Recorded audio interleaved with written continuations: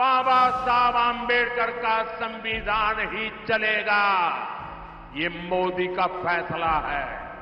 दुनिया की कोई ताकत अब कश्मीर में आर्टिकल 370 की वापसी नहीं करा सकती।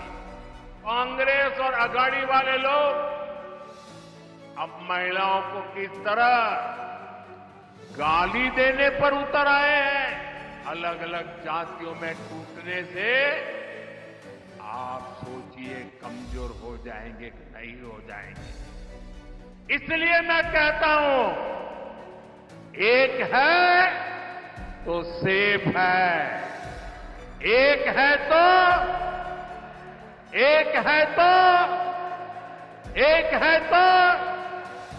महाराष्ट्र में 20 नवंबर को होने वाले विधानसभा चुनाव के मद्देनजर प्रधानमंत्री नरेंद्र मोदी ने भी चुनाव प्रचार का आगाज कर दिया है। पीएम मोदी ने शुक्रवार को महाराष्ट्र के धुले में चुनावी रैली को संबोधित किया। पीएम मोदी ने सभा में आई जनता का आभार जताया और इसके बाद महाविकास आघाड़ी पर जमकर बरसे। पीएम मोदी ने रैली में कहा कि महाविकास आघाड़ी के लोग महिलाओं को गाली दे रहे हैं। प्रधानमंत्री नरेंद्र मोदी ने कांग्रेस के नेतृत्व वाली इंडिया गठबंधन पर जम्मू कश्मीर से संविधान को खत्म करने की इच्छा रखने का आरोप लगाया और कहा कि दुनिया की कोई भी ताकत वहां आर्टिकल 370 को बहाल नहीं कर सकती। उन्होंने कांग्रेस पर एक जाति को दूसरी जाति के खिलाफ खड़ा करने का भी आरोप लगाया और लोगों को एकजुट रहने की गुजारिश की। उन्होंने कहा कि एक है तो सेफ है। चलिए आपको सुनाते हैं पीएम मोदी की इस रैली के कुछ खास अंश। आपको और पूरे देश को कांग्रेस और उसके साथियों की एक बहुत खतरनाक साजिश से आगाह करने के लिए आया और इस आदिवासी क्षेत्र में आया हूं, तब मेरा ये कर्तव्य बनता है इस खतरनाक खेल से मैं महाराष्ट्र को, देश को, मेरे आदिवासी भाई बहनों को सजग करूं। कांग्रेस द्वारा एक जाति को दूसरी जाति से लड़ाने का खतरनाक खेल खेला जा रहा है और ये खेल इसलिए खेला जा रहा है क्योंकि कांग्रेस कभी दलितों, पिछड़ों, आदिवासियों को आगे बढ़ते नहीं देख सकती। यही कांग्रेस का इतिहास है। आजादी के समय हमारे बाबा साहब आम्बेडकर ने बहुत कोशिश की थी कि शोषितों, वंचितों को आरक्षण मिले, लेकिन नेहरू जी अड़े हुए थे कि किसी भी कीमत पर दलितों, पिछड़ों, आदिवासियों को आरक्षण नहीं दिया जाएगा। बहुत मुश्किल से बाबा साहब दलितों और आदिवासियों के लिए आरक्षण का प्रावधान करा पाए, उनको लड़ाई लड़नी पड़ी। नेहरू जी के बाद इंदिरा जी आई, उन्होंने भी आरक्षण के खिलाफ ऐसा ही रवैया जारी रखा। उनका भी मकसद यही था कि किसी भी कीमत पर एससी, एसटी, ओबीसी को प्रतिनिधित्व न मिल पाए। ये लोग चाहते थे कि एससी, एसटी, ओबीसी हमेशा कमजोर रहे। इंदिरा जी के बाद राजीव गांधी आए, उनकी भी सोच और अप्रोच अपने खानदान से अलग नहीं थी। राजीव गांधी ने भी ओबीसी आरक्षण का खुल करके विरोध किया था। ये लोग जानते थे कि एससी, एसटी, ओबीसी अगर ये समाज मजबूत हो गया तो उनकी राजनीति की दुकान का शटर गिर जाएगा। राजीव गांधी के बाद अब इस परिवार की चौथी पीढ़ी इस खतरनाक भावना के साथ उनके युवराज काम कर रहे हैं। कांग्रेस का एकमात्र एजेंडा है किसी भी तरह एससी समाज की एकता को तोड़ो, एसटी समाज की एकता को तोड़ो, ओबीसी समाज की एकता को चकनाचूर कर दें। कांग्रेस चाहती है कि एससी समाज अलग अलग जातियों में बिखरा रहे ताकि एससी समाज की सामूहिक शक्ति कमजोर पड़ जाए। कांग्रेस चाहती है कि ओबीसी समाज भी अलग अलग जातियों में बटा रहे ताकि ओबीसी के तौर पर उनकी जो एकजुटता की पहचान बनी है, ये ओबीसी अगर ओबीसी रहे तो उनकी ताकत बढ़ जाएगी।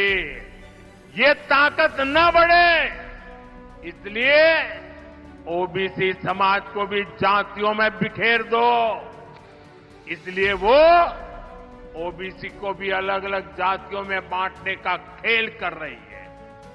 कांग्रेस चाहती है कि हमारा एसटी समाज अलग अलग जातियों में बटा रहे, क्योंकि आज आदिवासी के रूप में, जनजातीय समूह के रूप में, शेड्यूल्ड ट्राइब के रूप में समाज की एकता, समाज की एक पहचान, समाज की एकजुटता आज उभर करके आई है और वो मजबूती से अपनी आवाज उठा न पाए, इसलिए उनको भी छोटी छोटी जातियों में बिखेर दो।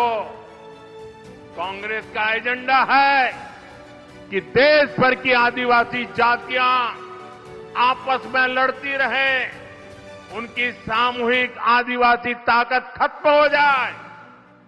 कांग्रेस ने जब धर्म के नाम पर ऐसे ही साजिशें रची थी तो देश का बंटवारा हो गया था। अब कांग्रेस एससी, एसटी, ओबीसी समाज की एक जाति को दूसरे के खिलाफ खड़ा कर रही है। भारत के खिलाफ इससे बड़ी साजिश कोई और नहीं हो सकती। आप मुझे बताइए, आदिवासी जब एकजुट रहेगा तो उसकी ताकत बढ़ेगी कि नहीं बढ़ेगी? ताकत बढ़ेगी कि नहीं बढ़ेगी? अलग अलग जातियों में टूटने से आप सोचिए कमजोर हो जाएंगे कि नहीं हो जाएंगे। इसलिए मैं कहता हूं, एक है तो सेफ है, एक है तो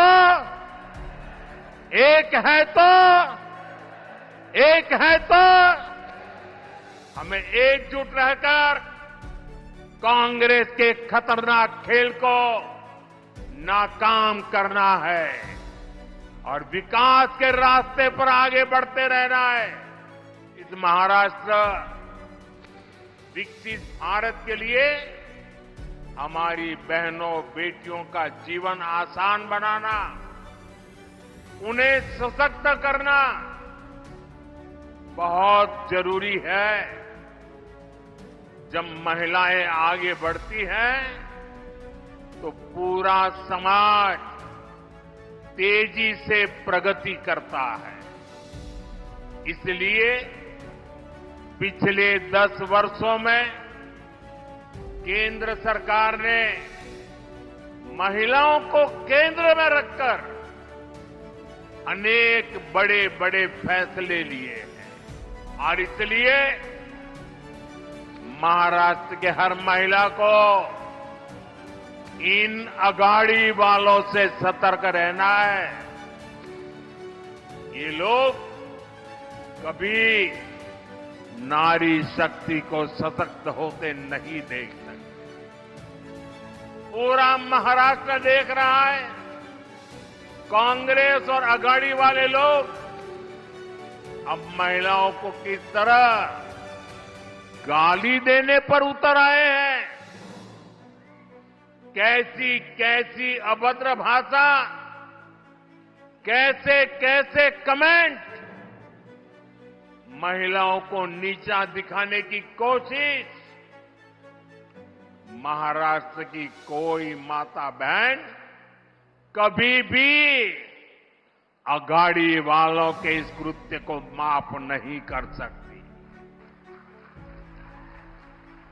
आजादी के बाद महात्मा गांधी कांग्रेस को खत्म करना चाहते थे। उन्होंने कहा था अब आजादी मिल गई, कांग्रेस को बिखेर दो। उन्हें कांग्रेस को लगने वाली बीमारी का अंदाजा था। जहां विभाजन की आग है, वहां जड़ में कांग्रेस का देश विरोधी राग है। कांग्रेस हमेशा देश को तोड़ने वाले षड्यंत्रों का हिस्सा रही है। इसका एक बड़ा उदाहरण है जम्मू कश्मीर। कांग्रेस ने कश्मीर को आर्टिकल 370 के जरिए देश की मुख्य धारा से अलग किया। कांग्रेस ने कश्मीर में बाबा साहब आंबेडकर का संविधान 75 साल तक लागू नहीं होने दिया। ये कांग्रेस वालों को जवाब देना पड़ेगा। इतने लोग कांग्रेस के राज करते रहे, ये परिवार राज करता रहा। क्या कारण था बाबा साहब आंबेडकर का संविधान जम्मू कश्मीर में लागू नहीं हुआ? देश में 2 संविधान चलते थे। ये मोदी आया तब जाके बाबा साहब आंबेडकर संविधान जम्मू कश्मीर में लगा। और इसके कारण होता था क्या? कश्मीर में दलितों, वंचितों को उनका हक नहीं मिलने दिया। कांग्रेस ने आतंकवाद को संरक्षण दिया, अलगाववादियों का संरक्षण दिया। जो समस्या कांग्रेस ने पैदा की थी, हमने आर्टिकल 370 खत्म करके उस समस्या को भी खत्म कर दिया है। ये 21वीं सदी के भारत के सबसे बड़े फैसलों में से एक है। लेकिन जैसे ही मैं देशवासियों को कहता हूं जरा जागिए, सचेत हो जाइए। जैसे ही कांग्रेस और इंडी गठजोड़ का जम्मू कश्मीर में सरकार बनाने का मौका मिला, वो फिर से कश्मीर को लेकर साजिशें करने लगे। आपने टीवी पे देखा होगा 2-3 दिन पहले जम्मू कश्मीर विधानसभा में जो कुछ हुआ आपने देखा होगा। कांग्रेस गठबंधन वहां फिर से आर्टिकल 370 लागू करने का प्रस्ताव पारित किया है। दोस्तों, क्या ये देश स्वीकार करेगा? आप सहमत होंगे? कश्मीर को तोड़ने का कांग्रेस का एक कारनामा आपको मंजूर है? आर्टिकल 370 के समर्थन में विधानसभा के भीतर बैनर लहराए गए। जब बीजेपी के विधायकों ने जी जान से उसका विरोध किया, उन्हें उठा करके सदन के बाहर फेंक दिया गया। कांग्रेस और उसके साथियों की एक घिनौनी सच्चाई पूरे देश को, पूरे महाराष्ट्र को समझनी होगी। कांग्रेस गठबंधन एक तरफ जम्मू कश्मीर से भारत का संविधान हटाने का प्रस्ताव पास करता है। कांग्रेस ने जो प्रस्ताव पारित किया है ना, इससे बाबा साहब का संविधान जो मोदी वहां ले गया है ना, वो फिर वापस कर देंगे और जम्मू कश्मीर में बाबा साहब के संविधान को घुसने नहीं देंगे। और दूसरी तरफ यही कांग्रेस, उनका गठबंधन यहां महाराष्ट्र में आकर संविधान की झूठी किताब लहराता है, कोरे कागज वाली। ये कोरे कागज वालों की कटी पतंग का जमाना आ गया है।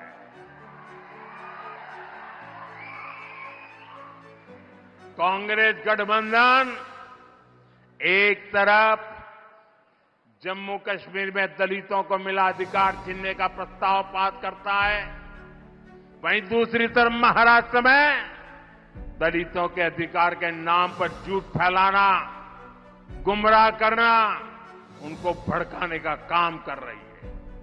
कांग्रेस गठबंधन एक तरफ कश्मीर में आदिवासियों के अधिकार छीनने का ऐलान करता है, वहीं दूसरी तरफ महाराष्ट्र में आकर ये लोग आदिवासियों की आंख में धूल झोंकने का पाप कर रहे हैं, अधिकारों के झूठे नारे लगा रहे हैं। आजादी के 75 साल बाद जम्मू कश्मीर में बाबा साहब का संविधान लागू हुआ है, लेकिन ये कांग्रेस और उसके साथियों को ये बर्दाश्त नहीं हो रहा है। मैं कांग्रेस और यहां अघाड़ी वाले लोगों से कहना चाहता हूं, पाकिस्तान के एजेंडे को देश में बढ़ावा देने की कोशिश मत करो। कश्मीर को लेकर अलगाववादियों की भाषा मत बोलो। याद रखो, तुम्हारे ये मंसूबे कामयाब नहीं होंगे। और जब तक मोदी पर जनता जनार्दन का आशीर्वाद है, कांग्रेस वाले तुम कश्मीर में कुछ नहीं कर पाओगे। कश्मीर में अब केवल और केवल बाबा साहब आंबेडकर का संविधान ही चलेगा। ये मोदी का फैसला है। दुनिया की कोई ताकत अब कश्मीर में आर्टिकल 370 की वापसी नहीं करा सकती।